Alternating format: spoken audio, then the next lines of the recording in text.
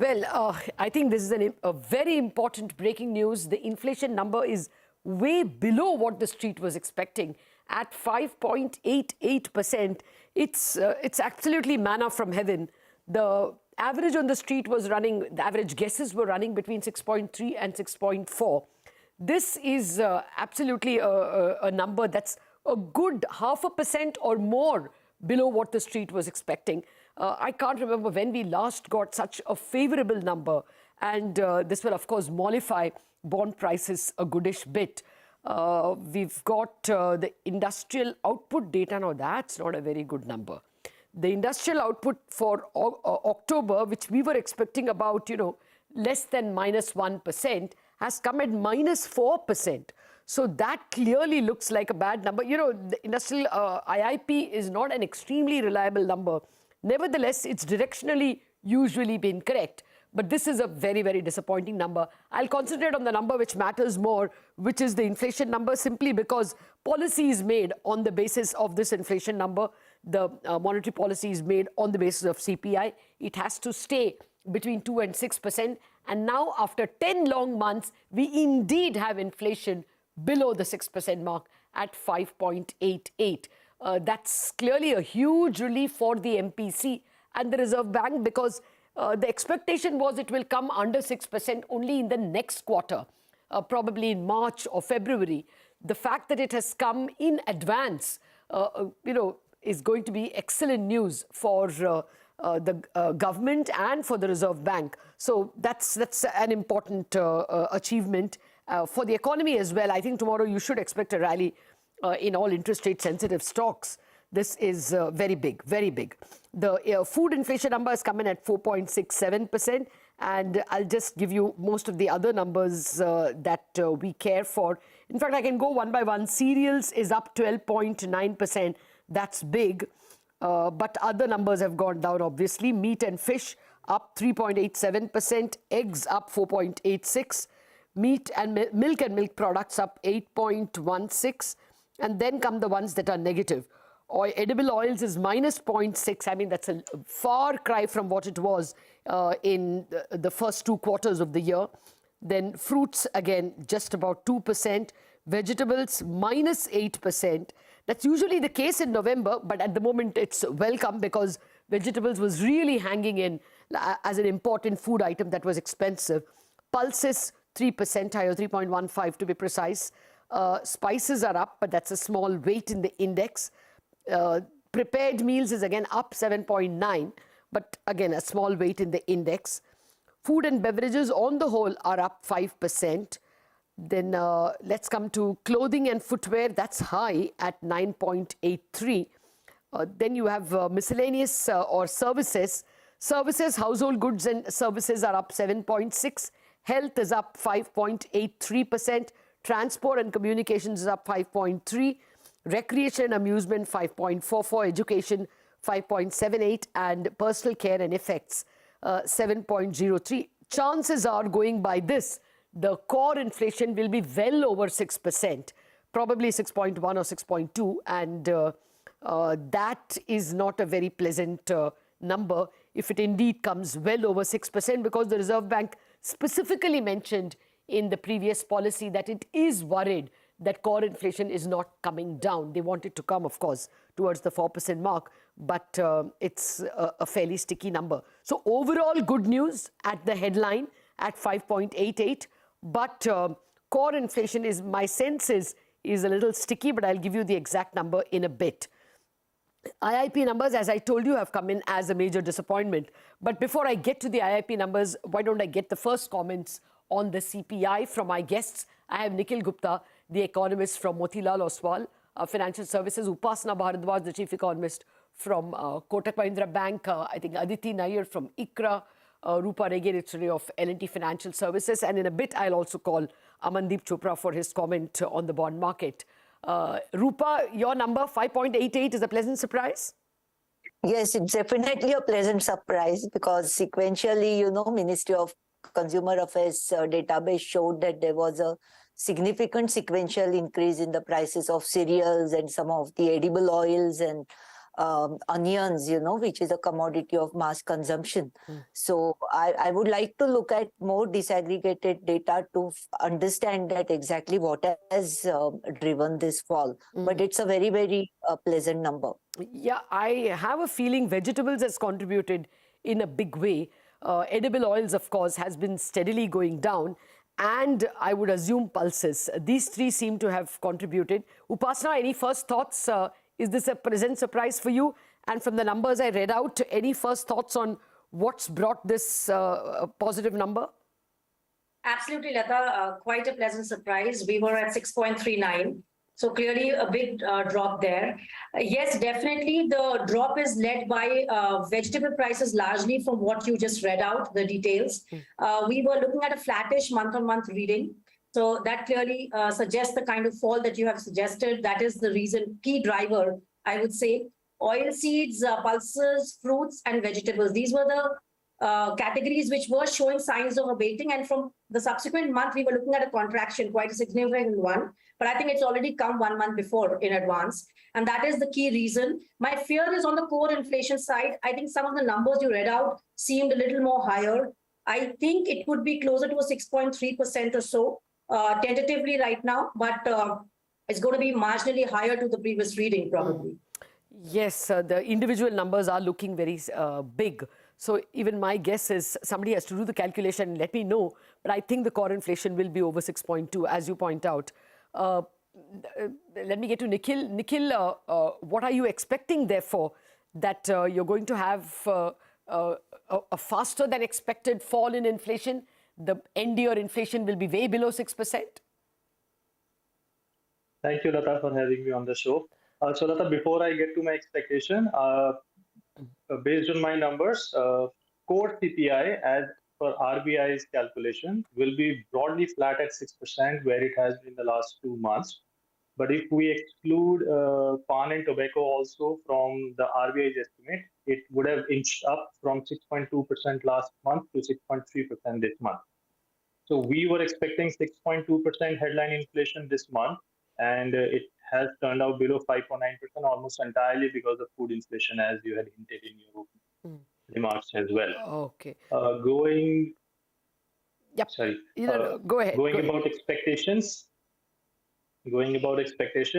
See, again, food inflation is extremely difficult to forecast, but as far as the historical trends suggest, it looks like headline inflation could be close to 6% over the next 2 to 3 months before falling close to 5.5% in March. Okay. This is purely based on food inflation, based on historical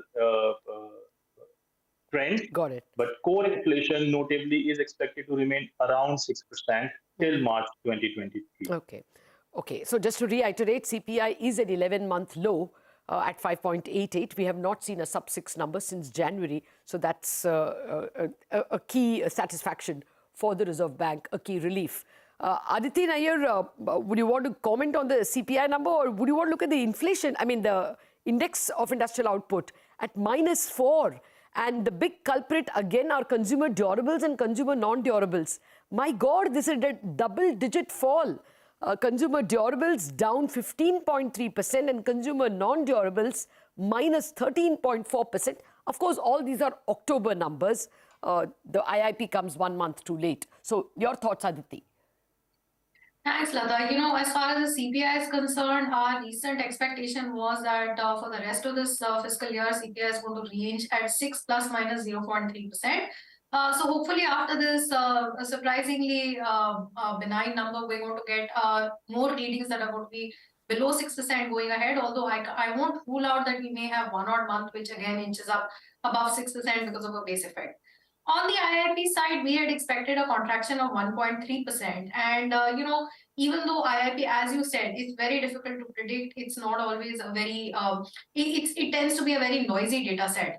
But I think one thing we really need to keep in mind is that in the month of October, there were a lot of holidays, and this is factory output we're talking about. So if factories are closed, it has a major impact on the IIP growth numbers. And I'm not surprised that there is a contraction. We had penciled in a contraction.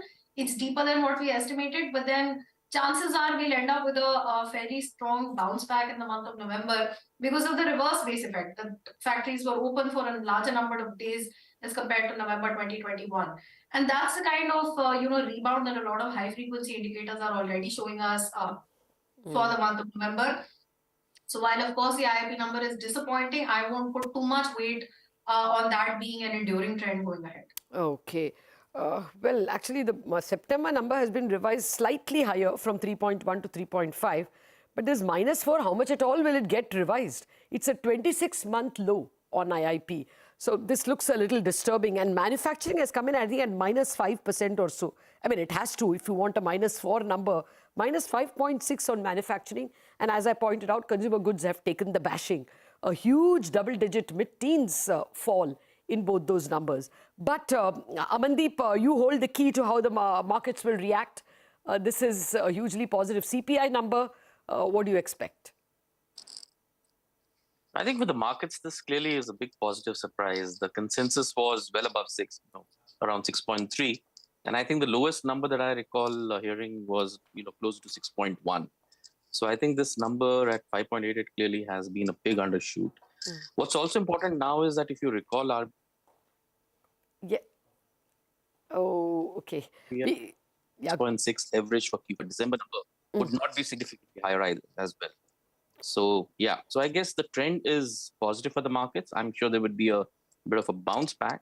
But I think we should also be cognizant of the fact that there are many other key events taking place this week. So, while there could be a bit of a positive move in the bond yields, but going ahead, I guess the focus will shift back to the Fed and, the US CPI data, which comes in tomorrow. But what is your definition of positive? Do we go to 7.2? Quite likely. I think it's possible that we could actually touch, the recent low. Okay, that was even below 7.2 actually. No, I mean the pre-policy levels, yeah. Okay. Well, let me get an idea of whether now all of you are changing your idea as to what RBI will do in terms of future policy hikes.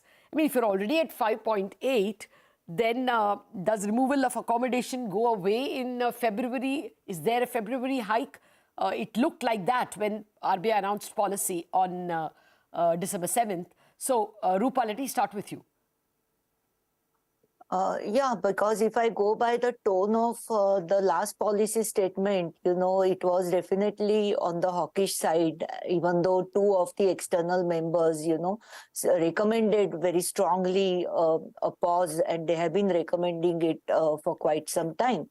But I feel that, this sustained negative prints for because even GDP second quarter data, we saw that both mining and manufacturing sectors have posted degrowth. And now, as you rightly said, there is, this sustained tendency we have seen in consumer goods for negative growth. I think given the fragility of demand, because demand has already started slowing down, I feel that the actual pause will come before what they might have earlier planned. February, they will definitely undertake a rate increase. But after that, I feel that they will not just take a pause, but also give some kind of a guidance on liquidity so as to reduce the nervousness in fixed income markets. Oh, okay. Upasana, I think the core inflation has come in at 6, if I'm not mistaken. Somebody has messaged me.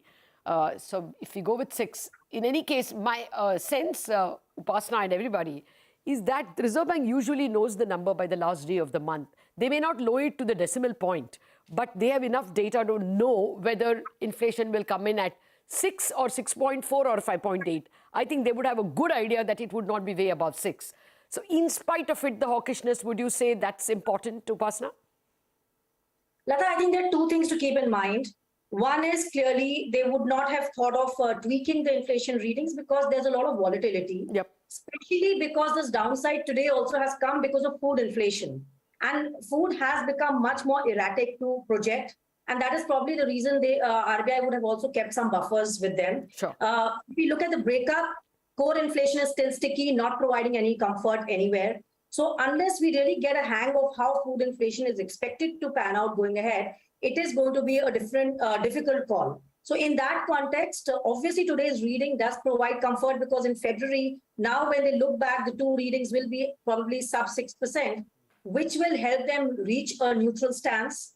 So I see a high chance that we will shift to a neutral stance, but alongside a 25 basis of a rate hike, followed by a subsequent pause. But one important thing I want to highlight is no central bank at this point in time is going to be in a position to sound dovish. Okay. I think they will always keep the possibility of additional rate hikes on for considerable period of time. Okay. Okay, the informist calculation is that core inflation is 6.1%, by the way. So that means it has inched up from 6% in October to 6.1. And perhaps the Reserve Bank had that in mind when it sounded worried in the previous policy. Aditi, RBI in February and beyond? So, Latha, given this moderation today, which is sharper than what the street had expected, of course, keeping in mind that the hawkish tone was there and the door was kept open in the last policy review for another rate hike in February. But I think looking at the kind of moderation that we've seen in the headline inflation today, even though it's been driven by food, I don't think at this point in time we can rule out a pause in February. I think it's going to be a very data-dependent decision. There is another print that's going to come ahead. We'll have the full Q3 average by the time the MPC meets, and we will also have a good sense of how growth has turned out, to what extent demand is actually flattening out, and also what is the impact of the global scenario on our export outlook and the budget as well. So I think there's a huge amount of input that the MPC will have before the February meeting. But looking at the kind of moderation we've seen today, we can't rule out a surprise pause in February. Okay, now that's big. Will the RBI look at the US PPI or look at our CPI, or will they look at the US CPI number that is yet to come out? I agree, there is more data that Reserve Bank will have to look at, and they did sound worried about core inflation, which has come in higher. Okay, Amandeep, will the market go with a pause at all? Do you see OIS curves also falling? I think markets would like to believe in a pause at the present juncture. But my sense is that, I think it's a little too early. There was a reason behind RBI bringing in core CPI in its lexicon, on the monetary policy stance. I think, as other panelists have also mentioned, that core remains sticky well into, end of this financial year. So I suppose, like I mentioned, you really can't have household inflation expectations decline if core remains at these levels. So while, there is fair amount of disinflation, it could be somewhat seasonal. With the food, I see disinflation in food and oil. I also see a very sharp decline as far as year-on-year, growth is concerned on fruits. So we need to wait and watch. A lot of it is still contingent on how some of the other aspects of cereal, spices, milk, etc. Pan out. Okay. So yeah, I mean, you do have some benefits. Clearly, markets will start penciling in a revised downward trajectory for headline CPI. But I think core still, no one is expecting it to decline sharply, and I think there is a reason why RBI may want to keep its options open. So I'm not ruling out a potential rate hike in Feb as well. Actually, this could be the Reserve Bank's thinking. I'm wildly speculating, but Reserve Bank probably knew that the November number is going to come perhaps sub 6, even if they didn't know the exact decimal point. And they perhaps don't want the market to run away with expectations of a pause as early as February, which is why core must have crept into the outlook in the first place.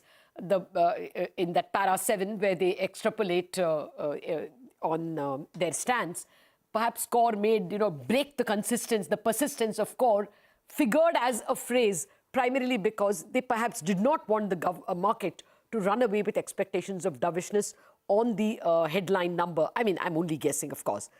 Nikhil, your expectations? So, Latha, we do not change our expectations. What were they? Believe that we believe there will be at least one more rate hike, 25 bips in February. Okay. Because we need to note that the US Fed on Wednesday, it is very likely, while they will hike by 50 bips instead of 75 bips in the previous policies, it's very likely that the terminal rate for the US will be revised upwards to 5% or probably 5.25%. And the core inflation, as everyone has pointed out already, it still remains sticky. We do not see any reason for the RBI at this point to believe that there could be a pause as soon as February. It may happen in April, depending on what the global economic growth is like, where India's inflation and global inflation is. But February, we are almost certain that there will be another 25 rate hike. I'm going to take the liberty of breaking someone's confidence. The SBI Chief Economic Advisor has just messaged me saying that at this rate, if the index moves at this clip, we could have a CPI closer to 5 or even below 5 in February. Then how will the Reserve Bank react in April? It's interesting. I mean, if this clip continues, then perhaps we have a very different April to look at. But that discussion has to be postponed because we don't know whether we can expect this kind of a good run all the while. But this clearly changes the month-on-month and the base on which we will be calculating the index numbers going forward. So this is a very important number, much more lower than expected. Just a word let me get on growth. Rupa, this IIP number, does it change your growth numbers at all? People are, I think, generally working with 6.9 in terms of GDP. Personally, I feel that we may get lower than 6.9% because, the degrowth shown by manufacturing, mining, etc. in second quarter was also much more than what street had expected. And, this IIP data, as and when you add more companies' information, even to corporate earning results, you see there is a deterioration of value added coming from industrial sector. So, and then I'm seeing a lot of headwinds, I mean, the pace at which exports are contracting now because of global slowdown. I think that also has contributed to the slowdown because in October, 17% contraction had happened in exports. Certainly that has, and unemployment has become a big issue for India because manufacturing ultimately is the major employment generating sector. So I feel Reserve Bank of India definitely in February, even though they increase at a smaller pace, they will give some kind of a positive surprise, because now the rates are way above neutral rates. Absolutely. Yeah. Well, I take your point on growth. Other than primary goods, just about every sub-index has shown contraction, and that would be a little worrisome. Capital goods, basic goods minus 2.3, capital goods minus 2.8, and like I told you, consumer durables minus 15.3 and non-durables minus 13.4. So all the sub-indexes have shown contraction. I mean, the IIP can't be that wrong, is it? Isn't it? So we will have to worry about growth to that extent. Very quickly, I'm really sorry we're out of time. Upasana, will you revise your number, growth number? Latha, we are at 6.8%. We have a downside bias, but we'll stick to it right now. Okay. Aditi? Again, sorry, one sentence. Latha, I'm going to wait for the November numbers to come out. Fair enough. Nikhil? Same, Latha, but maximum downgrade could be 10-20 bits, not more than. You are standing at 6.9, are you? Yes, currently 6.8, but as Aditi said, we will wait for November number to rise. Bias. All right. We'll leave it at that because you're out of time. Amandeep, Aditi, Rupa, Upasana and Nikhil, thank you very much for joining me. The news from the macroeconomic data is that we have an excellent CPI number, much better than what we expected. And at this rate, it's possible that we will be close to 5% or below in the month of February or in the month of March for that quarter. That would be very positive news for the April policy. But right now, all our economists are going with a possible rate hike in the month of February simply because the core inflation is still 6.1 and that doesn't look like climbing down anytime soon. News on the inflation front positive, news on the growth front almost disastrous with a minus 4.2 IIP number and a minus 5.6 in manufacturing. So bad on growth, but benign on inflation. That's it. We wrap up this special broadcast on the state of the economy. Keep it with CNBC TV18. Lots more news and updates follow.